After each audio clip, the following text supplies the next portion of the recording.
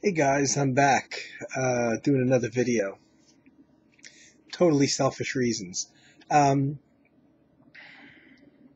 I've taken some time off work. I started in January, so it's 9 months I've been doing this horrible job. Um, I want to comment on it, but just in case somebody at work sees this. But I've taken 5 days off. I go back to work on Saturday and Sunday at work. And I'm doing things that I can't do otherwise, like a doctor's appointment today, because I don't have any scheduled days off. So I can't.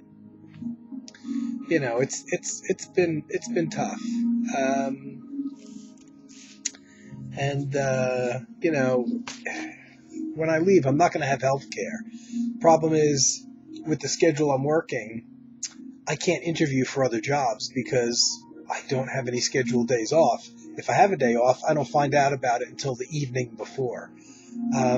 So in order to get another position, I pretty much have to leave this one and be unemployed. Um, so that's probably very close by in my future. So I'm feeling a bit down. I went to the doctor today, didn't get great news. I've had some physical problems as a result of the job, and that'll obviously go away when I stop doing such heavy lifting. But then I've got some other things that the doctor's not too happy about. And I'm dreading the blood work coming back, to be honest with you. I don't think it's going to be good news. He's already told me, to expect certain things. So it really makes me want to hurry up and get my next job, one that I want to stay at, so I could get on their health care plan and get my crap taken care of, That's what's going on with me personally. So I'm feeling a bit down as a result of all this going on. Instead of feeling happy that I'm off for a few days, I'm really just anticipating the hell of going back. And what waits? Jobs are not easy to find. But what I thought I would do today, I'm trying a different audio configuration because when I play CDs in the background of my component system, which is on a rack a few feet away from here, nothing comes out really. It's very choppy in the background. So last time I was here on the floor, back by where the guitar is, I bought a boombox. It didn't end up coming out any better, really, but that might have been, I decided, because of the distance of the boombox. So now I have the boombox sitting here much closer to me, maybe 3 feet away. I don't have the volume up very loud, so it's still an experimental process. But I think by playing a CD in my boombox, that should come out clearer. I don't know. All the guys I watch their videos, the audio comes out so well in them. So hopefully with the boombox being closer, you'll be able to taste what's in the background because it's what I'm talking about. I just decided totally off the cuff, I don't know, today, either last night or today, to talk about, here's an artist I know really nothing about. And I only have 3 CDs by him. But the reason I decided to speak about him is, number one, it would help keep the video short because I know pretty much nothing about this guy. Out of all his many solo works, he was born in 1953. It's a guy named Jon Mark. Here's one of his CDs that I do have. Jon Mark, and the thing's not the... My thing doesn't autofocus very well anymore, does it? Let me see if I can focus it. It doesn't seem to want to cooperate. Jon Mark. Jon Mark was born in 1953, a British guy. And you're going to have to put up with the blurriness because with the autofocus, I can't. I don't want to mess around with this live. Jon Mark was born in 1943. He's a British guy. I think his first recordings that he made was in the early 60s, and he's still around recording. The only thing that, and probably the thing he's best known for, he had a band in the 70s that continued to the 80s. Probably more of a cult band, but you may have heard of, if you were around then, you may have heard of them, if you were kind of very aware of the music scene. I had heard of them, the Mark Almond Band, which was a partnership with another guy named Johnny Almond. And I never heard them on the radio.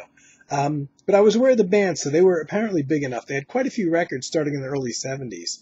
But going back, Jon Mark was primarily a songwriter and guitarist, and I think vocalist too. Was in Marianne Faithfull's band for many years and apparently wrote some songs for her, recorded with her, toured with her. He did that for a bunch of years. He formed a couple other bands and got recording contracts with them. All of the, vocal music, vocal song oriented, and with him as a guitarist, type of thing. And so he had record contracts with his own groups. None of them, I don't believe, were really hit big. And he actually played with the blues guy John Mayall also in 1969, which I guess after the Marianne Faithfull period. John Mayall wasn't calling his band the Blues Breakers at that point, but it was that John Mayall. So he recorded some albums with him in 69, and that's where he met this guy, Johnny Almond, who Johnny Almond's a multi-instrumentalist, apparently, who plays keyboards and saxophone and stuff. And I had heard of Mark Almond, the band. Never heard any of their works, and just minutes before filming this video, I decided to go get a taste of them, knowing that something would be up here on YouTube of them. And very interesting, but I could see why mainstream radio wouldn't play them much in America, because they were they apparently had a love of jazz, because they had guys like Danny Richmond, the drummer, Billy Cobham played with them at times, I guess on their records, Mike Knock, the pianist. So these were guys that were always very aware of jazz, even though they were essentially singer-songwriter types. And I just sampled the 1973 Mark Almond album, and was very impressed. There's horn arrangements on there. There's a lot of additional musicians. It's not just these two guys. I'm definitely going to be looking more into their stuff as a group, even though it's vocal oriented. I think fans of certain prog type of things would appreciate them, even though they're song oriented. It seems, from what I've heard, that the arrangements are very sophisticated. Some really intricate, interesting horn stuff going on. Played by outside members of the band, and even, I guess, Johnny Almond's saxophone as well. Nice keyboards from Johnny Almond on there. So it was just one of those bands that by the time I guess I really heard of them, I was already so deeply immersed in the ECM jazz world and electronic music and all that I didn't go back to discover guys that I might have liked, say, in the late 70s. But it seems like Mark Almond is quite an interesting, intricate band that,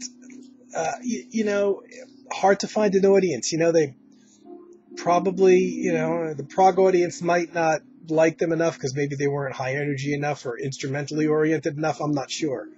But I think that the guys that are like vocal songs, I think from what I've heard, maybe the stuff was just too sophisticated.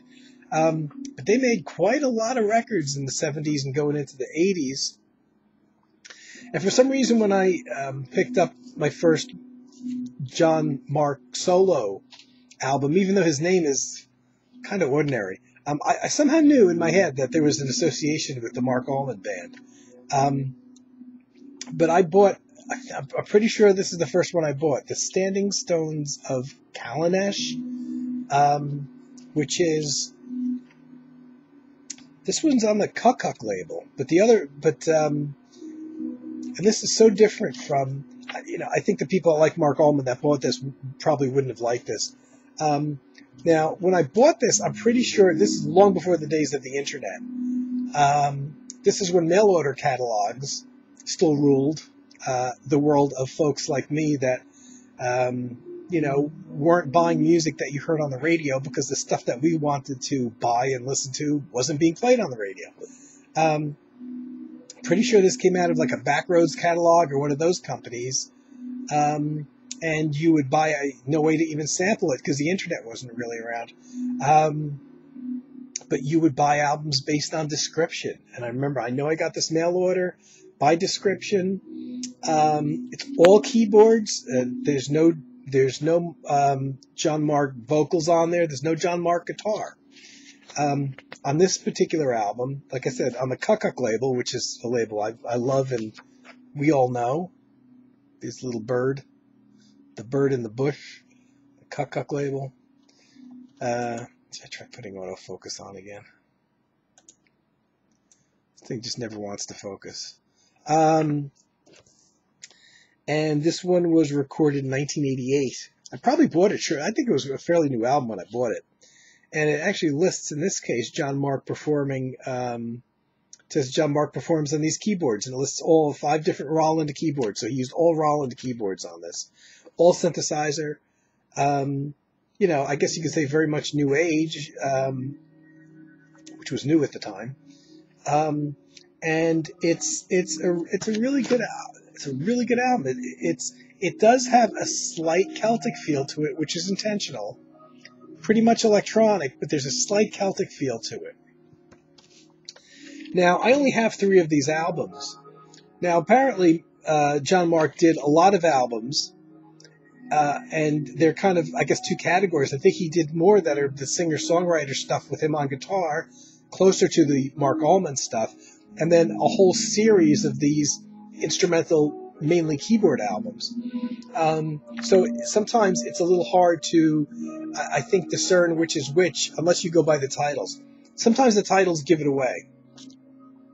That it's more of a dreamy instrumental type of vibe to it than the singer-songwriter thing. But I liked it. I didn't rush out right away and buy another Jon Mark thing. But he has some notes here. Born in the British Isles, I am deeply drawn to the history and legends of the Celtic people. I hope that in some measure I have been able to convey this in my music. And it does. When you hear this, you definitely hear those Celtic little thematic things. It does an incredible job. So that was my first one. That's from '88. I'm not 100% sure the order of the next 2 that I have. And if I had a decent job, trust me, I would have more albums. I did find at least 2 others besides those I'm going to show that are very much in this mode that he did. The instrumental electronic keyboard things. This stuff is definitely Carm stuff. This is definitely Carm stuff. Jeff, Vinyl Spin Jeff, would like this too. This one he did another. The next one that I have is on a label called White Cloud. White Cloud is apparently Jon Mark's own label. It seems like after the '88 Cuck label thing, he started releasing at least these albums, if not his other vocal solo albums, on his own label, apparently out of New Zealand, where a bunch of them were recorded. He may live there or may have lived there at the time. I'm not sure. This one, which is called Asia, you can't see that. It's called Asia's Journey. Just like the Standing Stones of Callanish, has an Asian flavor, not quite as noticeable as the Celtic flavor in the previous one. The Asia Journey is very electronic keyboard oriented. Seems to have been recorded in around 95, and it says digital and acoustic instruments, but it doesn't list any instruments. And honestly, all that I recall hearing off of this is electronic keyboards. And I like this one. This is the closest to like a space music one, the Asia Journey. Yeah, I don't recall hearing anything that I could peg as an acoustic instrument on this one. And again, that's on White Cloud, but in America, oddly enough, I'm just discovering this now, it was distributed by Naxos, Naxos. At that time, I don't think they're located here anymore. Actually, Naxos was the distribution was done from Cherry Hill, New Jersey, here in New Jersey. I don't think they're here anymore, though. But that's a really good... All of these are highly recommended, or else I wouldn't have bothered doing a video on them. The next one, jumping back a little bit, is from 1993. It's also on the White Cloud label, and it happens to be the one that I'm playing in the background. I kind of randomly selected this one just because it sounds good, but there's also a couple moments which you may or may not be able to hear. Actually, one of them happened a minute or so ago, where it's pretty much all electronic keyboards, except there's one guest. Unlike the other two discs, this one has a guest musician on, a guy named Jackie Kuhn, who plays flugelhorn very softly. It's actually playing now. I think in the background. It's very echoey.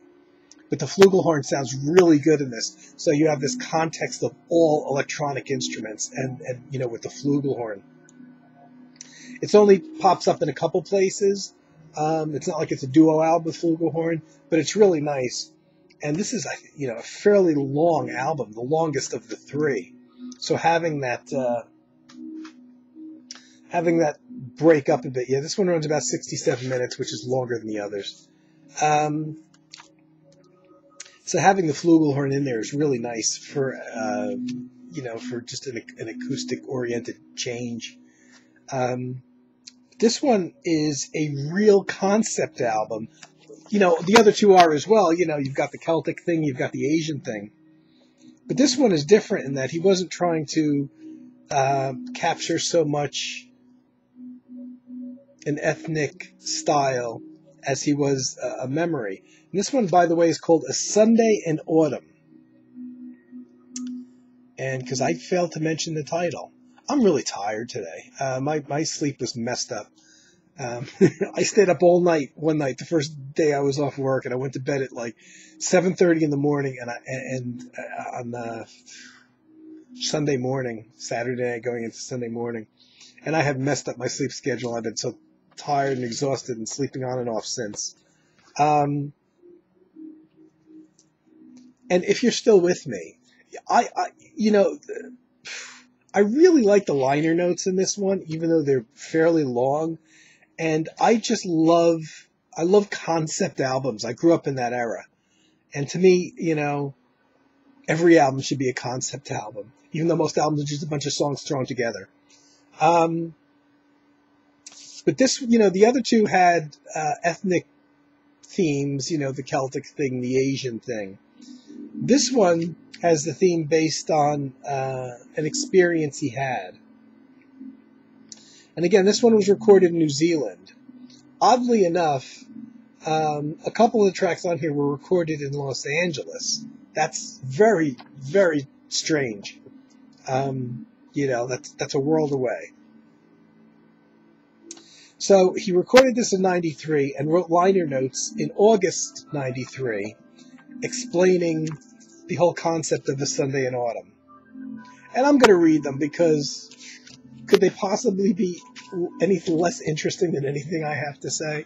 But I just love the fact that he held on to this memory for quite a while before recording, an album based on it. And then actually in his head, much later, tried to create music, based on this vibe that he felt. So I'm going to read these liner notes that he put in here explaining the album. It says, most of the 1970s I spent on the road living out of suitcases. I must have visited every state in the U.S. at least 4 or 5 times. The concert schedule was unrelenting. During breaks, I was busy writing and recording in the studios. In New York, a tour cancellation, unexpected time off. The band and crew opts to go back to California. My publisher, who had gone to Europe, gives me the use of his apartment. The view at night is magical. It has haunted me ever since. New York, the Big Apple, favorite of cities, the city that never sleeps. I just sit looking at the lights, listening to the jazz station till dawn. Good to take a break. No agents, managers, or record companies. Time and New York to myself, I wander the east side, west side, uptown, downtown, clock up a lot of miles. In a deli, meet a friend just returned from a summer home in New England, which was about to be boarded up for the winter. Why don't you go up and spend some time? You can have the place to yourself.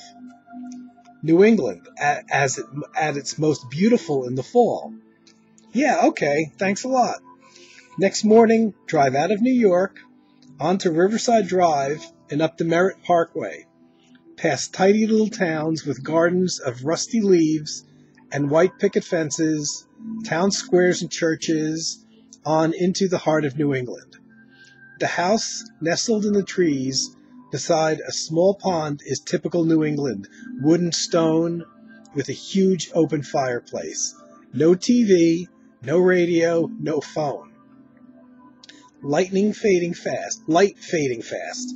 I split a couple of logs, settle in, build a fire, and doze a while in the old, big, worn leather armchair. Sunday morning. Distant church bells, wood smoke, and soft flakes of snow turning the landscape white. I don't see anyone, except for a station wagon full of kids who hit the horn, yell and wave at me as I walk the old track. After a while, I find I am talking to myself. Taking a sort of personal inventory, I start to write down my feelings on the back of old cereal boxes. Funny, when you're used to people being around all the time, you take company for granted. Being alone gives a whole new perspective. Time to go, long drive back to the city. Arriving late evening. The snow has fallen here too. The streets are mushy and wet. The old bag lady is on the same corner as when I left, her trolley of belongings covered by a thin layer of the first of the winter's snow. Great gushes of steam coming up through vents in the pavement, probably the warmest place you'll find all winter. Stop by a small jazz bar for a couple of drinks, hear this incredible horn player, a melancholic sound, sort of sad and reminiscing, as if he is trying to explain a whole lifetime of feelings in just one short set. 4 a.m. Yellow cabs swishing by looking for a fare. I am walking through New York at night like a New Yorker, and feeling as if I've lived in the neighborhood all my life. Tomorrow the band will be back, the crew ready, highways and interstates waiting, on the road again. I left the old cereal boxes full of notes with the rest of my stuff.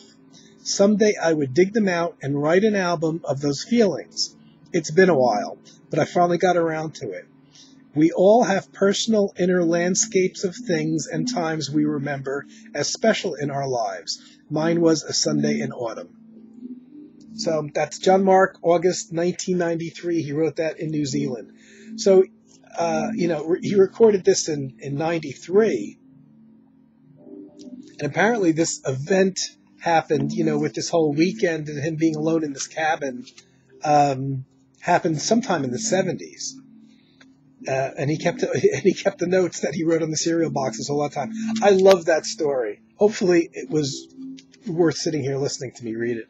I love that story, and I just love the fact that, that's really a concept album. Instead of coming up with an idea for a concept, he's actually basing instrumental music on an event that happened to him and trying to capture the feeling of that time. I love that, I love that. So, and that's probably, obviously, there's more liner notes to this album than the other two I showed you. Maybe that's why I decided to show this one. I know the flugelhorn solos in there are really nice. So this is, all three, if you can find them and you know this kind of music and like it, I highly recommend. And, I'm doing a video for selfish reasons, because I have the time and because I like to connect with my friends. So hopefully the music came out a little bit and you could hear some of it in the background. Jon Mark, who I pretty much know nothing about, but in the future you'll definitely pick up some of those other albums, and eventually I'll probably pick up some Mark Allman stuff, because from what little I heard just minutes before I started filming the video, pretty nice original band from the 70s. Okay, guys, that's all I'm going to do for now. I'll probably do another video very soon before I have to go back to work. So maybe I'll just do a series of a few shorter videos, even though this is not a short video. And, hope everybody's doing well. And I don't know what else to say, so I'll go for now and see you soon.